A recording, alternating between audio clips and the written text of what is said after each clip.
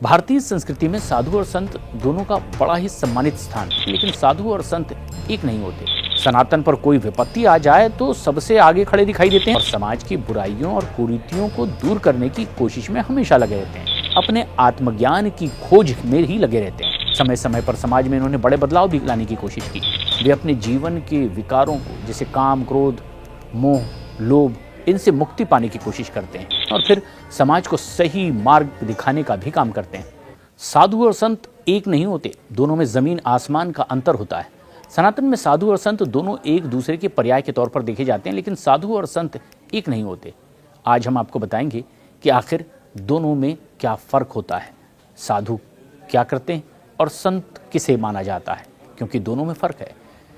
भारतीय संस्कृति में साधु और संत दोनों का बड़ा ही सम्मानित स्थान है। हम अक्सर इन दोनों शब्दों को एक ही साथ समझ लेते हैं, एक जैसा समझ लेते हैं, लेकिन दोनों में बहुत बड़ा फर्क भी है। तो आज इसी फर्क को जानते हैं। साधु ऐसा व्यक्ति होता है जो ध्यान और साधना में डूबा रहता है। साधु जीवन के भौतिक सुखों से दूर रह करके अपनी साधना में लगातार लीन रहता है।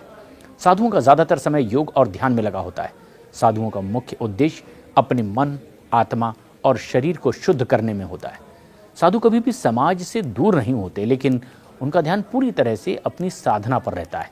साधु के बारे में खास बात यह भी है कि उनके पास किसी भी प्रकार का विशेष ज्ञान होना बहुत ज़रूरी नहीं है। वे साधना के माध्यम से ही जीवन के अनुभव से ज्ञान प्राप्त कर लेते हैं। साधु का जीवन सादगी और तपस्या से भरा होता है। वे अपने जीवन के विकारों को, जैसे काम, क्रोध, मोह, लोभ, इनसे मुक्ति पाने की कोशिश करते हैं। ये तो बात हुई साधुओं की। और अब आपको बताते हैं संतों के बारे में। संत समाज में परिवर्तन लाने के लिए लगातार प्रयासरत होते हैं। ये ज्ञानी होते हैं। संत वे लोग होते हैं जो अपने जीवन में आत्मज्ञान प्राप्त करते हैं और फिर समाज को सही मार्ग दिखाने का भी काम करते हैं। संत का मुख्य उद्देश्य सत्य का पालन करना होता है। संत अपने विचारों और कार्यों से लोगों को अच्छे मार्ग पर चलने के लिए प्रेरित करते हैं। संत का जीवन समाज के लिए बहुत प्रेरणादायक होता है। उदाहरण के लिए संत कबीरदास, संत तुलसीदास, संत रविदास जैसे ऐसे महान संत हुए। समय समय पर समाज में इन्होंने बड़े बदलाव भी लाने की कोशिश की। संत का जीवन ज्ञान से भरा होता है। वे अपनी बातों से समाज में जागरूकता फैलाने की कोशिश करते हैं। और अब आपको दोनों के अंतर को भी समझ लेना चाहिए। साधु के पास किसी ज्ञान का होना जरूरी नहीं होता। साधु अपने जीवन के अनुभव से सीखता है, जबकि संत के पास में उनका अपना आत्मज्ञान होता है। संत अपने ज्ञान से समाज का मार्गदर्शन करते हैं। समाज में सही दिशा देने का काम भी ये करते हैं। साधु का जीवन मुख्य रूप से आध्यात्मिक साधना पर केंद्रित होता है। वे समाज से कुछ हद तक के अलग भी रहते हैं और केवल अपने आत्मज्ञान की खोज में ही लगे रहते हैं। संत समाज से जुड़े रहते हैं और लोगों को सही मार्ग दिखाने का काम करते हैं। संत का जीवन अधिकतर समाज में बदलाव लाने और जागरूकता फैलाने के उद्देश्य से होता है। और अब आपको उदाहरण से साधु और संत के बीच का अंतर भी समझाते हैं। इस महाकुंभ में एक से बढ़कर एक साधु संतों का जमावड़ा प्रयागराज में देखने को मिल रहा है। श्रद्धालु बड़ी तादाद में इनके नज़दीक भी पहुंच रहे हैं।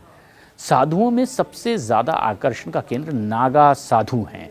ये नागा साधु ज़्यादातर कुंभ में ही नज़र आते हैं और फिर आम लोगों से ज़्यादा बातचीत करना भी ये पसंद नहीं करते। और इतना ही नहीं, नागा साधु अपने बारे में ज़्यादा बातें करते हुए भी नहीं देखे गए, तभी तो इनका जीवन रहस्यों से भरा माना जाता है।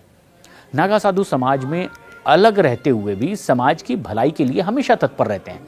सनातन पर कोई विपत्ति आ जाए तो सबसे आगे खड़े दिखाई देते हैं नागा साधु। इनकी गौरव गाथा किसी से छिपी नहीं है, तभी तो इनमें सनातन का सबसे बड़ा संरक्षक होने का भी गौरव इन्हें हासिल है। साधु समाज से अलग दिखते हैं ये, लेकिन समाज के लिए वो अपना बलिदान देने में भी पीछे नहीं रहते। मतलब समाज से दूर रहकर भी समाज के लिए ये हमेशा जीते हैं। इसके उलट संत समाज के बीच रहते हैं और समाज की बुराइयों और कुरीतियों को दूर करने की कोशिश में हमेशा लगे रहते हैं। वे समाज का मार्गदर्शन समाज के बीच में रहकर ही करते हैं। साधु और संत दोनों के केंद्र में समाज की भलाई निहित होती है और दोनों के कार्य अपने अपने अंदाज से करने की उनकी अपनी परंपरा होती है। दोनों के बारे में ऐसा कहा भी जाता है कि दोनों के रास्ते भले ही अलग अलग हैं, लेकिन ये आगे चलकर पहुंचते एक ही जगह पर हैं। दोनों का उद्देश्य समाज में सकारात्मक परिवर्तन लाना है, यानी सनातन पर आंच आए बगैर उनकी रक्षा के लिए डटकर मुकाबला करना। और इसीलिए दोनों अलग अलग होते हुए भी एक जैसे ही हैं।